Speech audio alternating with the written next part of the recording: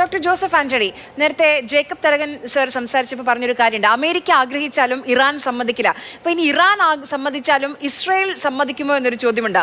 അവരാഗ്രഹിച്ച regime change അവിടെ വന്നു, പക്ഷേ അവരാഗ്രഹിച്ച രീതിയിലല്ല വന്നത്.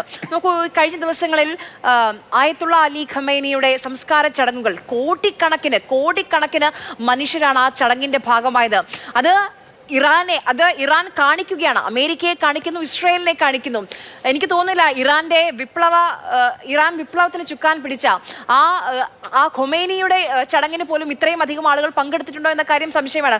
ഒരു കണക്കിന് പറഞ്ഞാൽ ഒന്നിച്ചു ആ ഇറാൻ എന്ന രാജ്യം, അത് അമേരിക്ക കാണുകയാണ്, നെതന്യാഹു കാണുകയാണ്. അതൊരു കാര്യം. അതോടൊപ്പം ഇപ്പോൾ ഈ കഴിഞ്ഞ ദിവസങ്ങളിലൊക്കെ 7-8 ദിവസങ്ങളായി അമേരിക്ക നടത്തുന്ന ആക്രമണങ്ങളൊക്കെ ഒരു സ്പെസിഫിക് മേഖല കേന്ദ്രീകരിച്ചാണ്. അതായത് ഇറാന്റെ ദ്വീപുകൾ അമേരിക്ക കൈയടക്കാൻ ശ്രമിക്കുന്നുണ്ടോ എന്നുള്ളൊരു സംശയം കൂടിയുണ്ട്. അതായത് ഭൂപ്രദേശം, അത് തെക്കൻ തീരമാണ്, അതിനുള്ളൊരു സാധ്യത കൂടിയുണ്ടോ? അങ്ങനെ ശ്രമമുണ്ടോ? നമ്മൾ ഇവിടെ കാണേണ്ട ഒരു പ്രധാനപ്പെട്ട കാര്യം, ഞാൻ അവസാനം പറഞ്ഞ കാര്യത്തിൽ നിന്ന് തുടങ്ങാം. അതായത് നമ്മൾ സൈനികമായി, തരകൻ സാറിനൊക്കെ അറിയാം, നമ്മൾ ആവർത്തിച്ച് ചെയ്യുന്ന ഒരു കാര്യം വീണ്ടും അതുപോലെ ചെയ്തിട്ട് വ്യത്യസ്തമായ ഫലം പ്രതീക്ഷിക്കാൻ പാടില്ല. അതായത് കഴിഞ്ഞ ഫെബ്രുവരി മാസം 28-ാം തീയതി മുതൽ പിന്നെ ഒരു 40 ദിവസം നിരന്തരമായി ഇസ്രായേലും ഇറാനും ഇസ്രായേലും അമേരിക്കയും ഇറാൻ്റെ പ്രധാനപ്പെട്ട എല്ലാ കേന്ദ്രങ്ങളിലും ആക്രമണം നടത്തി. അതായത് ഒരു ആക്രമണം എങ്ങനെ നടത്തിക്കൂടാ, ഒരു രാജ്യം എങ്ങനെ വേറൊരു ശത്രു രാജ്യത്തിനെതിരെ ആക്രമണം നടത്തിക്കൂടാ എന്നുള്ളതിൻ്റെ ഏറ്റവും നല്ല തെളിവാണ് അമേരിക്കയുടെ ആക്രമണം ഇറാനെതിരെയുള്ള. എന്ന് പറഞ്ഞാൽ ആധികാരികളെ കൊല്ലുക, കുഞ്ഞുങ്ങളെ കൊല്ലുക, എന്നിട്ട് പറയാണ് ഈ ആക്രമണം നടത്തി ഫെബ്രുവരി മാസം 28-ാം തീയതി ആക്രമണം നടത്തിയിട്ട് ഇറാൻകാരോട് ട്രംപ് പറഞ്ഞു, ഇതാ നിങ്ങൾക്ക് ഒരു സാഹചര്യം ഞങ്ങൾ ഒരുക്കി തന്നിരിക്കുന്നു, ഇനി നിങ്ങൾ പോയി ഭരണം ഏറ്റെടുക്കുന്നു. അമേരിക്കക്കാരാണ് ട്രംപിനെ കുറിച്ച് ഒരു വാചകം പറഞ്ഞിട്ട് ഞാൻ അതിലേക്ക് പോകാം. ഈ പണ്ട് നമ്മുടെ പ്രൊഫസർ സുകുമാർ അഴീക്കോട് ഇന്ത്യയിലെ ഒരു പ്രധാനപ്പെട്ട നേതാവിനെ കുറിച്ച് പറഞ്ഞ ഒരു പ്രധാനപ്പെട്ട കാര്യമുണ്ട്. ഒരു മനുഷ്യന് 100 ഗുണങ്ങൾ വേണം, അതിൽ 98 ഗുണങ്ങളും ആ പറഞ്ഞ വ്യക്തിക്കുണ്ട്, 2 ഗുണങ്ങൾ മാത്രമേ ഇല്ലാത്തതുള്ളൂ എന്നിട്ട് പറഞ്ഞാൽ അദ്ദേഹം പറഞ്ഞ എന്താണ്?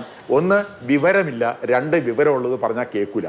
ഇത് രണ്ടുമാണ് ട്രംപ് എന്ന് പറയുന്ന ഭരണാധികാരിയുടെ ഏറ്റവും പ്രധാനപ്പെട്ട പ്രശ്നം. അദ്ദേഹം വായിക്കത്തില്ല, അദ്ദേഹം കേൾക്കത്തില്ല, അദ്ദേഹം സ്വന്തമായിട്ട് തീരുമാനം എടുക്കും. ആ തീരുമാനങ്ങൾ ആണ് ഈ പറഞ്ഞ അവസ്ഥയിലേക്ക് എത്തിയത്. നമുക്കെല്ലാം വളരെ പെട്ടെന്ന് നോക്കൂ, അമേരിക്കയോടുള്ള സമീപനം എന്താ? ഇറാന്റെ സമീപനം 1953 മുതൽ അമേരിക്കക്കെതിരാണ്. അവിടെ ജനാധിപത്യപരമായി തെരഞ്ഞെടുക്കപ്പെട്ട മുഹമ്മദ് മൊസാദക് എന്ന് പറയുന്ന പ്രധാനമന്ത്രിയെ 1953 അട്ടിമറിച്ചത് CIA-യും MI5-ഉം കൂടെ ചേർന്നിട്ടാണ്. അവിടെ ഉണ്ടായിരുന്ന എണ്ണ സമ്പത്ത് ബ്രിട്ടൻ കടത്തിക്കൊണ്ടു പോകുന്നു, അതങ്ങനെ പാടില്ല, ഇറാൻകാർക്ക് അത് ലഭിക്കണമെന്ന് പറഞ്ഞുകൊണ്ട് അതിന്റെ അടിസ്ഥാനത്തിൽ അതിനെ നാഷണലൈസ് ചെയ്തപ്പോൾ MI6-ന്റെ അഭിപ്രായത്തിന്റെ അടിസ്ഥാനത്തിൽ CIA എടുത്തി എന്ന് പറഞ്ഞ് CIA അവരും ചേർന്നിട്ടാണ് അട്ടിമറിച്ചത്. എന്ന് പറഞ്ഞാൽ ഇന്ന് 2026 ഈ ഇറാൻ എത്തി നിൽക്കുന്ന രാഷ്ട്രീയ സാഹചര്യം ഉണ്ടാക്കിയത് അമേരിക്കയാണ്. 1953 അട്ടിമറിച്ചിട്ട് അവരെന്താ ചെയ്തത്? ഷാ എന്ന് പറയുന്ന ഒരു ഏകാധിപതിക്ക് ഭരണം ഏൽപ്പിച്ചു കൊടുത്തു. അദ്ദേഹം ആ രാജ്യത്ത് നടത്തിയ ഏകാധിപത്യ ഭരണത്തോടുള്ള പ്രതികരണം എന്നുള്ള നിലയ്ക്കാണ് 1979 ഇസ്ലാമിക് റവല്യൂഷൻ ഉണ്ടായത്. എന്ന് പറഞ്ഞാൽ എന്താ അർത്ഥം? 1953 അമേരിക്ക ചെയ്ത തെറ്റിന്റെ ഫലമായിട്ടാണ് 1979 ഇസ്ലാമിക് റവല്യൂഷൻ അവിടെ ഉണ്ടായത്. അതിനെ തുടർന്നാണ്.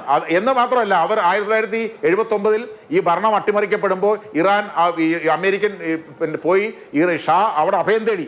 അങ്ങനെ അഭയം തേടിയപ്പോഴാണ് അവർ പറഞ്ഞത് ഈ ഷായെ ഞങ്ങൾക്ക് വിട്ടു തന്നില്ലെങ്കിൽ ഞങ്ങൾ പല നടപടിയെടുക്കുമെന്ന് പറഞ്ഞുകൊണ്ടാണ് ഈ എംബസി അവർ പിടിച്ചെടുക്കാൻ തുടങ്ങിയത്. അങ്ങനെ എംബസി പിടിച്ചെടുത്തോട്ടാണ് ഉപരോധങ്ങളും പ്രശ്നങ്ങളും എല്ലാം ഉണ്ടായത്. ഞാൻ പറഞ്ഞു വരുന്നത് അമേരിക്ക തുടങ്ങി വെച്ച ഇറാൻ വിരുദ്ധ നടപടികളുടെ ഫലമാണ്. 1. 2, എന്തുകൊണ്ടാണ് ഇപ്പം ഇസ്രായേൽ ഈ രംഗത്തേക്ക് വന്നത്? ഇസ്രായേലി രംഗത്തേക്ക് വന്നത് ഇറാൻ എന്ന് പറയുന്ന രാജ്യമാണ് ഇസ്രായേലിന്റെ പശ്ചിമേഷ്യയിലെ ഗ്രേറ്റർ ഇസ്രായേൽ, എററ്റ്സ് ഇസ്രായേൽ എന്ന് പറയുന്ന അതായത് പാലസ്തീൻ പ്രദേശം, ഗോലാൻ പ്രദേശം, സിനായ് പ്രദേശം, സിറിയയുടെ പ്രദേശങ്ങൾ, ഇങ്ങനെ വളരെ വിശാലമായ ഒരു ഇസ്രായേൽ രാഷ്ട്രം സ്ഥാപിക്കുക എന്ന് പറയുന്ന ബിബ്ലിക്കൽ കോൺസെപ്റ്റ് ഉണ്ട്. അത് സ്ഥാപിക്കുന്നതിന് വേണ്ടിയിട്ട് ഇസ്രായേൽ ശ്രമിച്ചുകൊണ്ടിരിക്കുകയാണ്. ഇസ്രായേലിന്റെ അത്തരം ശ്രമങ്ങൾക്കെതിരെ പിടിച്ചു നിൽക്കുന്നത് അല്ലെങ്കിൽ എതിർത്ത് നിൽക്കുന്നത് ഇറാനാണ്. അപ്പോൾ ഇറാനെ ഇല്ലാതാക്കിയ കഴിഞ്ഞാൽ ഈ വിശാല ഇസ്രായേൽ എന്ന് പറയുന്ന സംഗതി സ്ഥാപിച്ചെടുക്കാൻ ഇസ്രായേലിന് കഴിയും എന്നുള്ളത് കൊണ്ടാണ് ഈ ആക്രമണം. അല്ലാതെ നമ്മൾ ആലോചിച്ച് നോക്കൂ, ഒറ്റ കാര്യം ആലോചിച്ച് നോക്കൂ. പിന്നെ ഇവർ പറയുന്നത് ഇറാന്റെ കയ്യിൽ ആണവായുധമുണ്ട്, അത് ഞങ്ങളുടെ നിലനിൽപ്പിനെതിരാണെന്ന് പറയുന്നത് വസ്തുതാ വിരുദ്ധമാണ്. എന്തുകൊണ്ട് വസ്തുതാ വിരുദ്ധം? ഈ പശ്ചിമേഷ്യയിലെ ആണവായുധമുള്ള ഒരേ ഒരു രാജ്യം ഇസ്രായേലാണ്. അതായത് രാജ്യത്ത് എല്ലാ അന്തർദേശീയ നിയമങ്ങളെയും ലംഘിച്ചുകൊണ്ട് രഹസ്യമായി 1967 ആണവായുധം ഉണ്ടാക്കി കൈവശം വെച്ചിരിക്കുന്ന രാജ്യമാണ് ഇസ്രായേൽ. അങ്ങനെയുള്ള രാജ്യത്തിന് എങ്ങനെയാണ് ഇറാന്റെ പിന്നെ ആണവായുധം അപകടമായി മാറുന്നത്?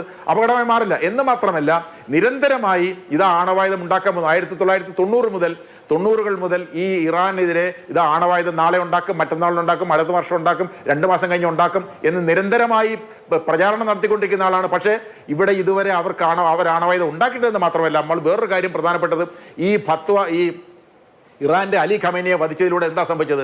അദ്ദേഹം പറഞ്ഞിരുന്നു, ഇറാൻ എന്ന് പറയുന്ന രാജ്യത്തിന് ആണവായുധ പദ്ധതിയില്ല, ഒരിക്കലും അത് അനിസ്ലാമികമാണ്, ആണവായുധം എന്ന് പറയുന്നത് അനിസ്ലാമികമാണ്, അതുകൊണ്ട് ഇറാൻ ആണവായുധം ഉണ്ടാക്കാൻ പാടില്ല എന്ന് പറയുന്ന ഫത്വ പുറപ്പെടുവിച്ചിരുന്നു. ആ ഫത്വ പുറപ്പെടുവിച്ചിരുന്നുകൊണ്ടാണ് അവർ ആണവായുധ പദ്ധതിയിലേക്ക് പോകാതിരുന്നത്. ഇപ്പം സംഭവിച്ചു, അങ്ങനെ ഒരു പരമോന്നത നേതാവ് ഇല്ലാതായി കഴിഞ്ഞാൽ ആ ഫത്വ ഇല്ല ഇനി. അപ്പൊ ഇറാൻകാർ പറയുന്നത് നമ്മൾ എത്രയും വേഗം ആണവായുധം ഉണ്ടാക്കണം. എന്തുകൊണ്ട്? ഈ നോർത്ത് കൊറിയ എന്ന് പറയുന്ന ഒരു ചെറിയ രാജ്യമുണ്ട്. ആ നോർത്ത് കൊറിയ എന്ന് പറയുന്ന ചെറിയ രാജ്യത്തിനെ എന്തുകൊണ്ടാണ് അമേരിക്ക ആക്രമിക്കാത്തത്? നോർത്ത് കൊറിയയുടെ കയ്യിൽ ആണവായുധമുണ്ട് എന്നുള്ളതുകൊണ്ടാണ്. അപ്പൊ ഞാൻ പറഞ്ഞു വരുന്നത്, ഇങ്ങനെയുള്ള ആക്രമണങ്ങൾ ഉണ്ടാക്കാൻ പോകുന്ന വലിയ ആപത്ത് ചെറിയ ചെറിയ പല രാജ്യങ്ങളും ആണവായുധം ഉണ്ടാക്കുന്നതിലേക്ക് പോകും. ഒന്ന്, ഇവിടെ നമ്മുടെ സഹ പാനലിസ്റ്റുകൾ സൂചിപ്പിച്ചു, എന്തുകൊണ്ടാണ് സൗദി അറേബ്യ പാകിസ്ഥാനുമായിട്ട് ഇത് ഉണ്ടാക്കിയത്, കരാറുണ്ടാക്കിയത്? പാകിസ്ഥാനാണ് ഇസ്ലാമിക രാഷ്ട്രങ്ങളുടെ ആണവായുധമുള്ള ഏക രാജ്യം. അപ്പൊ സ്വാഭാവികമായിട്ടും അമേരിക്ക എന്ന് പറയുന്ന രാജ്യത്തിന് ഇനി വിശ്വസിക്കാൻ പറ്റത്തില്ല. സുരക്ഷാ കാര്യത്തിൽ അവർ പശ്ചിമേഷ്യൻ രാജ്യങ്ങളെ മുഴുവൻ കൈവിട്ടു.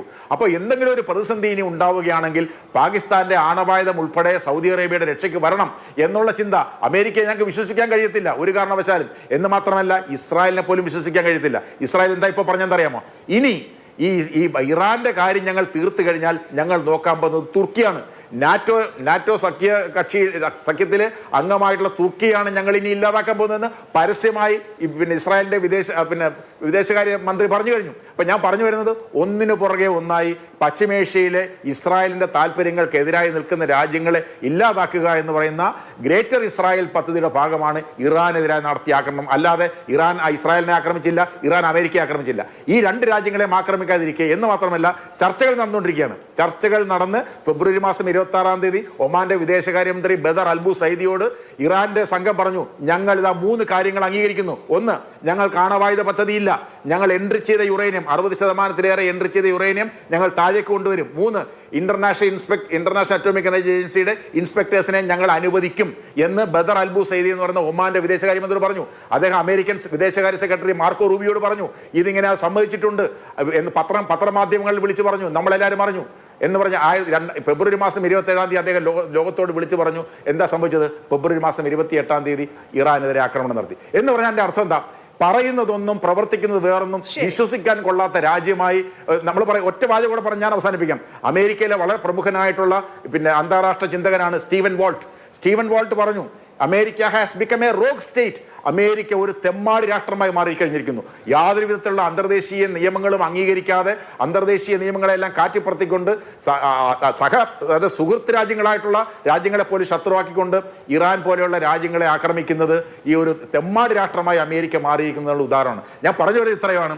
ലോകത്തെ ഇപ്പം നമുക്ക് എല്ലാവർക്കും അറിയാം, നമ്മൾ വളരെ കൂടുതൽ കാര്യം പോകുന്നത്, ഞാനും നിങ്ങളൊക്കെ പ്രവർത്തിക്കുന്ന സ്ഥാപനങ്ങളിൽ, ആ സ്ഥാപനങ്ങളിൽ ഒരു ക്യാൻറ്റീൻ പ്രവർത്തിക്കുന്നുണ്ടെങ്കിൽ ആ ക്യാൻറ്റീനിൽ നമുക്ക് ഇഷ്ടപ്പെട്ട ഭക്ഷണം കിട്ടിയിരുന്ന സ്ഥലത്ത് നിന്ന് ഇപ്പം ചമ്മന്തിയും മോരും കൂട്ടി നമ്മൾ ഭക്ഷണം കഴിക്കേണ്ടി വരും. ഇറച്ചിയും നമ്മൾ ചപ്പാത്തിയും പൊറോട്ടയൊക്കെ കഴിക്കുന്ന അവസ്ഥയിൽ നിന്ന് മാറി. എന്ന് പറഞ്ഞാൽ മാക്രോ ലെവൽ, ഒരു വ്യക്തിതലം മുതൽ ലോകതലം വരെ എണ്ണ ഉൽപാദനം കൂടുതലുള്ള എണ്ണയ്ക്ക് വേറൊരു രാജ്യത്തെയും ആശ്രയിക്കാൻ പറ്റാത്ത ഒരു രാജ്യമായ